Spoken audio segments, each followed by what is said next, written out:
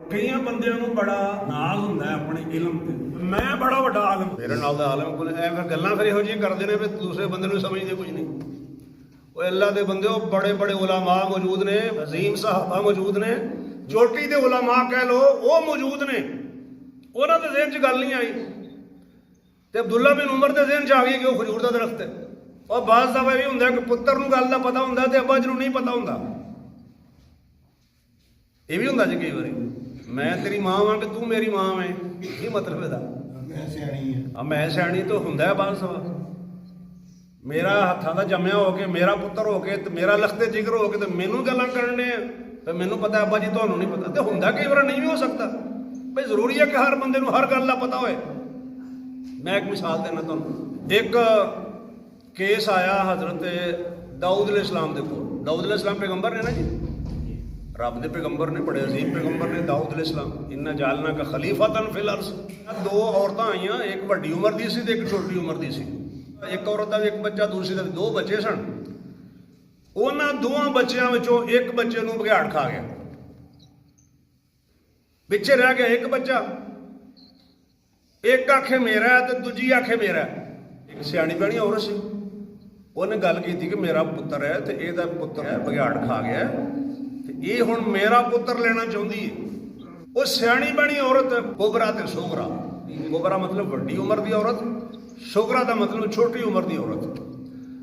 ਉਹਨਾਂ ਆਖਿਆ ਵੀ ਸਿਆਣੀ ਬਹਿਣੀ ਔਰਤ ਤੇ ਗੱਲ ਕਰਨ ਦੀ ਤੇ ਗੱਲ ਠੀਕ ਹੀ ਹੋਣੀ ਹੈ। ਉਹਨਾਂ ਕਿਹਾ ਇਹ ਜਿਹੜੀ ਸਿਆਣੀ ਬਣੀ ਔਰਤ ਹੈ ਨਾ, ਜਿਹੜੀ ਵੱਡੀ ਔਰਤ ਹੈ, ਬਜ਼ੁਰਗ ਖਾਤੂਨ ਕਹਿ ਲੋ, ਇਹ ਬੱਚਾ ਉਹਦਾ। ਉਹਨੇ ਫੈਸਲਾ ਕਰ ਦਿੱਤਾ।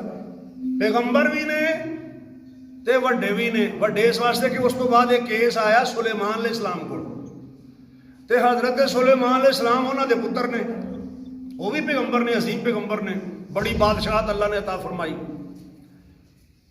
ਉਹ ਬਾਪ ਹੈ, ਇਹ ਬੇਟਾ ਹੈ। ਉਹ ਵੱਡੇ ਨੇ, ਇਹ ਛੋਟੇ ਨੇ। ਉਹਨਾਂ ਦੇ ਕੋਲ ਆਇਆ ਫੈਸਲਾ ਤੇ ਉਹਨਾਂ ਫਰਮਾਇਆ ਛੁਰੀ ਲੈ ਕੇ ਆਓ। ਬੱਚਾ ਇੱਕ ਹੈ ਤੇ ਦਾਅਵੇਦਾਰ ਦੋ ਨੇ। ਉਹ ਕਹਿੰਦੀ ਹੈ ਮੇਰਾ ਤੇ ਉਹ ਕਹਿੰਦੀ ਹੈ ਮੇਰਾ। ਛੁਰੀ ਲਿਆਓ, ਅੱਧੋ ਅੱਧ ਤੁਹਾਨੂੰ ਮੈਂ ਕਰ ਦੇਣਾ, ਦਰਮਿਆਨ ਚੋਂ ਵੱਢ ਕੇ ਅੱਧਾ ਤੈਨੂੰ ਦੇ ਦੇਣਾ ਤੇ ਅੱਧਾ ਤੈਨੂੰ ਦੇ ਦੇਣਾ। ਇੰਜ ਉਹਨਾਂ ਕਰਨਾ ਸੀ? ਵੈਸੇ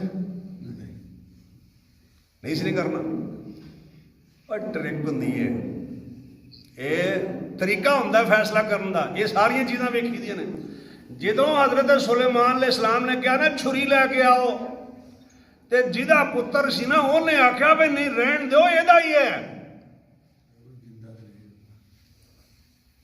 ਆ ਗਈ ਸਮਝ? ਇਹਦਾ ਹੀ ਹੈ, ਇਹਨੂੰ ਦੇ ਦਿਓ। ਕੀ ਮਤਲਬ?